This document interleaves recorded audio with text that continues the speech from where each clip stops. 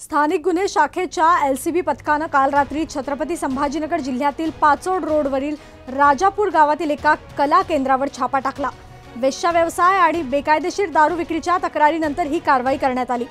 कुलस्वामिनी सांस्कृतिक कला केंद्राच्या नावाखाली वेश्या व्यवसाय आणि दारू विक्रीसारखे बेकायदेशीर व्यवसाय चालवले जात असल्याची माहिती पोलिसांना मिळाली होती।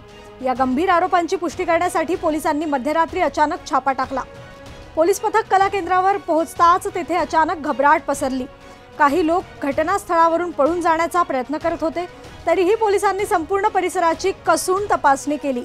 या दरम्यान अनेक संशयितांना ताब्यात घेण्यात आले असून परिसरातून दारूच्या अनेक बाटल्या, आक्षेपार्ह साहित्य आणि इतर पुरावे जप्त करण्यात आले आहेत।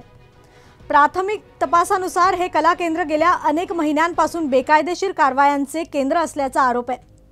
बाहेरील जिल्ह्यामधून महिलांना येथे बोलावून वेश्या व्यवसाय करण्यास भाग पाडले जात होते, तसेच परवान्याशिवाय दारू विक्री केली जात होती। पोलिसांनी आयोजकांविरुद्ध गुन्हा दाखल केला आहे आणि पुढील तपास सुरू आहे। छत्रपती संभाजीनगर पोलिसांनी स्पष्ट केले आहे की या प्रकरणात कोणालाही सोडले जाणार नाही।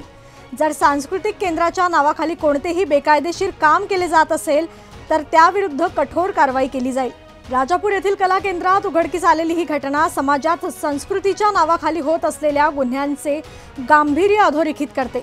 पोलिसांच्या तत्परतेने एक मोठा अनैतिक व्यवसाय उघडकीस आला आहे, परंतु आता प्रश्न असा आहे की अशा केंद्रांवर देखरेख आणि परवानगी प्रक्रिया किती कडक आहे।